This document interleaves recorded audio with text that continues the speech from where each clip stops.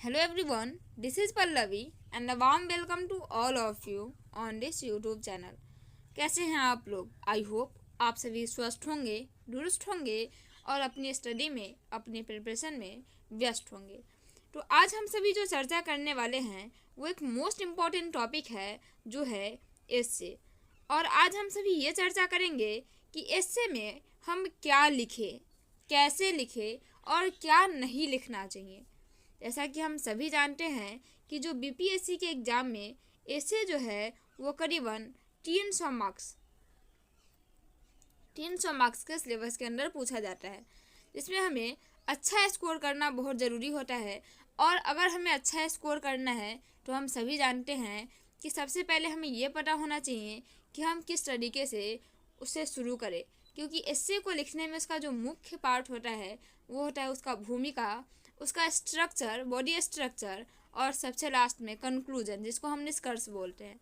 इसमें हमको क्या लिखना है, क्या नहीं लिखना है, कैसे लिखना है कि हमारा समय भी बचे और हम अधिक से अधिक शब्द लिख भी पाएँ, अपने एग्ज़ाम में अपने कॉपी को फुलफिल भी कर पाएँ।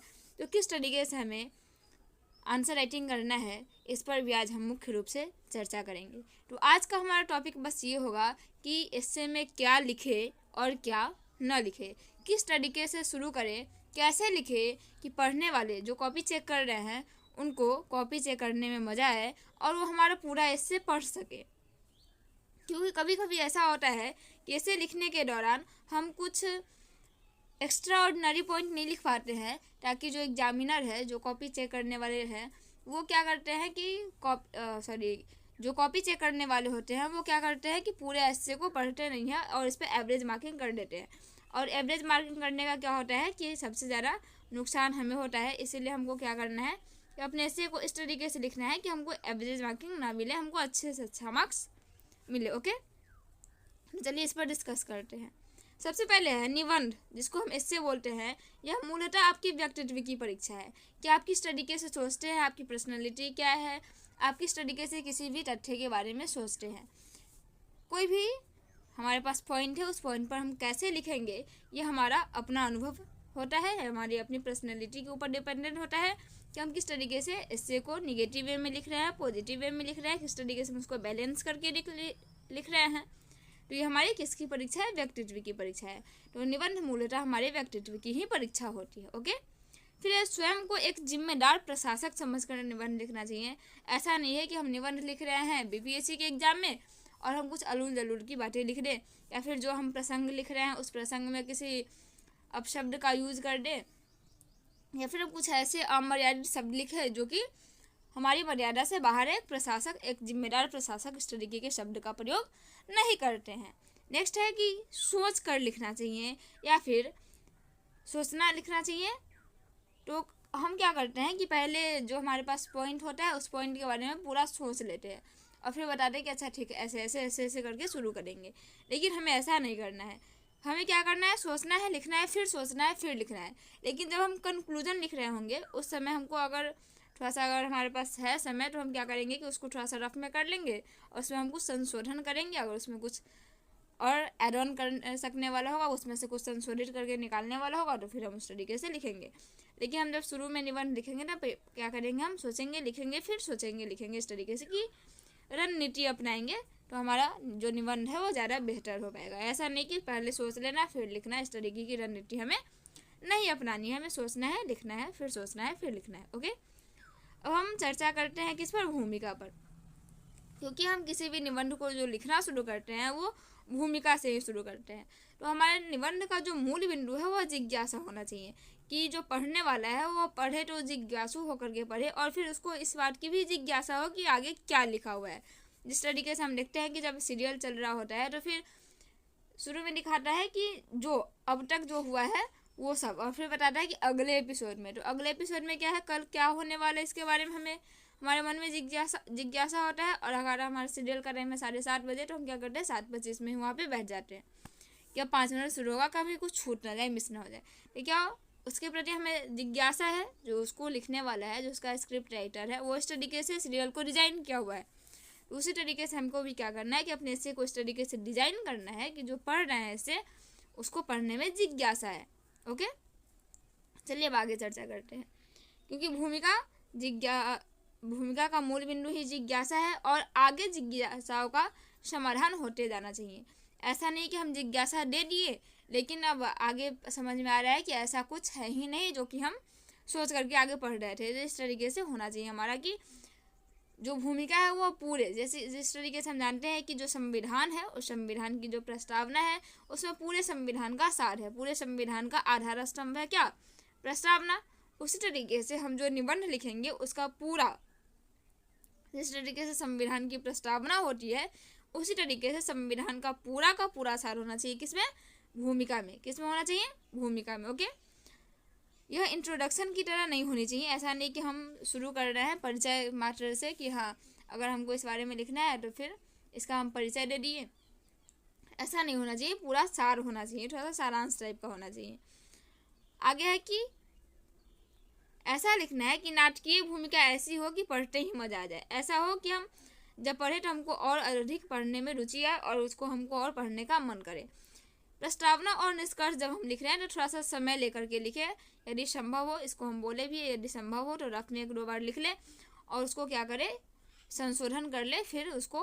क्योंकि हम फाइनल कंक्लूजन लिख रहे होते हैं तो निष्कर्ष ज़्यादातर जो कॉपी चेक करने वाले होते हैं वो क्या करते हैं, भूमिका और निष्कर्ष को ही पढ़ते हैं कि उसमें क्या लिखा हुआ है। यदि हमारे ऐसे में उतना दम नहीं है, उतना जिज्ञासापूर्ण नहीं है तो फिर वो क्या करते हैं कि ऊपर प्रस्तावना और निष्कर्ष से पढ़ते हैं। निष्कर्ष लिखने टाइम हम थोड़ा सा समय लें और अपने 1-2 बार लिख लें, फिर उसमें संशोधन करें और फिर उसको फाइनल में जो हम उसको लिख लें। ओके, फिर आगे है कि निबंध में क्या नहीं करना चाहिए, क्या हमें नहीं करना चाहिए, क्या हमें नहीं करना चाहिए। इसको आप मोस्ट इम्पॉर्टेंट करके याद रखिएगा कि निबंध में लिखने टाइम हमको क्या क्या नहीं लिखना है।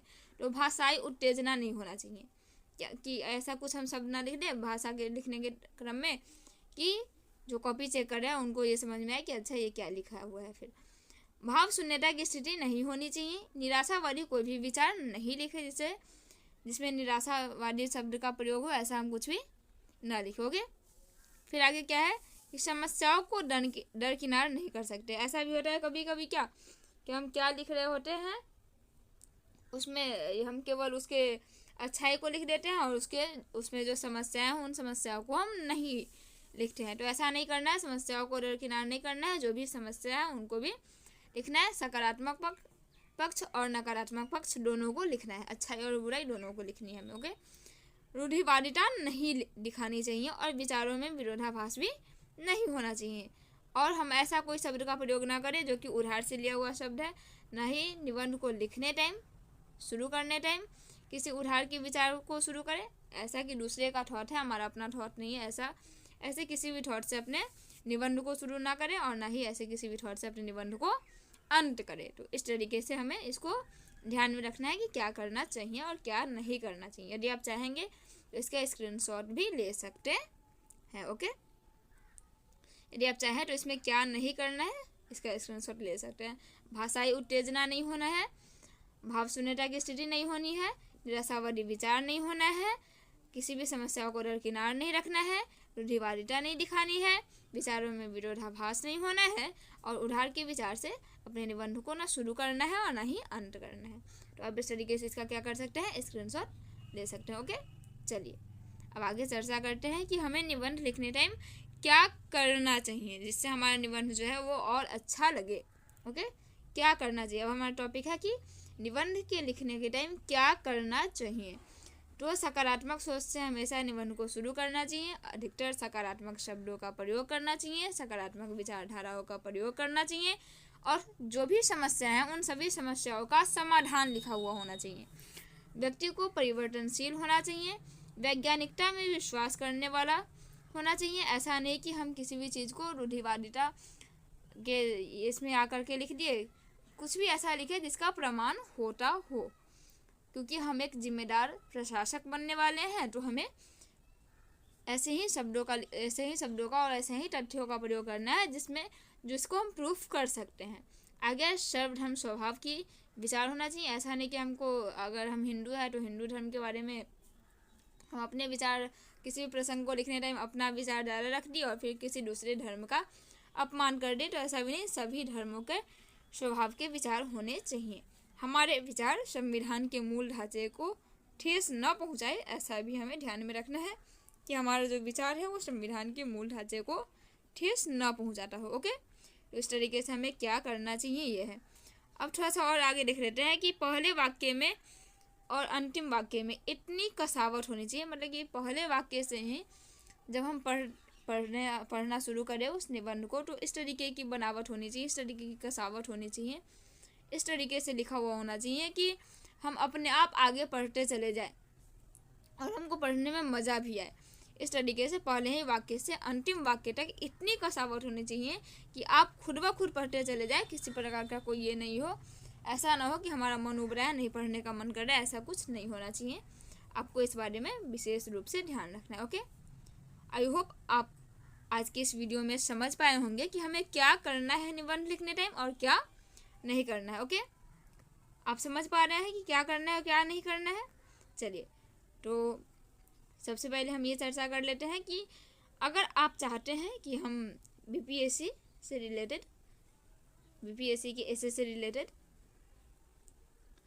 कुछ मोस्ट इम्पॉर्टेंट फैक्ट्स लेकर के आए और उस एसे, या फिर जैसे कि हम एसे लिखते हैं तो एसे लिखने के क्रम में कुछ ऐसे प्रसंग होते हैं या फिर कुछ ऐसे वाक्य होते हैं या फिर कुछ ऐसे स्लोगन होते हैं जिनको हम एसे लिखने के क्रम में यूज़ कर सकते हैं। तो वैसे स्लोगन को लेकर आए जो कि विभिन्न अन्य जो अच्छे लोग हैं, जो फिर विचारधारा अच्छे विचारधारा के लोग हैं, उनका अपना जो थॉट है, उन थॉट्स को लेकर के यदि हम अपने एसे को लिखना शुरू करते हैं तो हमारे इससे काफ़ी बेहतर लगेगा लिखने में या फिर बेहतर लगेगा पढ़ने में।